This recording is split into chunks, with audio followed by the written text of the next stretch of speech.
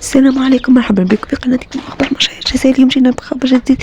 رجل جوليا يخرج عن صمته ويدافع عن زوجته. مشاهدة ممتعة. دخل الاشهار اللي راه صاري في الفاميليا تاعي. كيفاش يصير الاشهار هذا بدون العلم تاعنا وبدون الموافقه تاعنا؟ باش تدخل دير حاجه بلا العلم تاعنا، ياك القانون راه يقول باللي ما كاش واحد يشهر بواحد. رانا ما وليناش نشهروا، راهم يديروا ولاو يستغلونا ولاو يديروا بينا البيبليسيتي، حبوا يرجعونا نخونوا الوطن تاعنا. احنا ما نخونوش الوطن. انا جدي ضحى بروحه على جل البلاد هذه. ماني خوته كاع شهداء، ماني وكانت مجاهده اللي يقولوا انسان. ماني وكانت مجاهده. انا ما نخونش الدوله تاعي، محال. نطلب من العداله تتدخل فورا.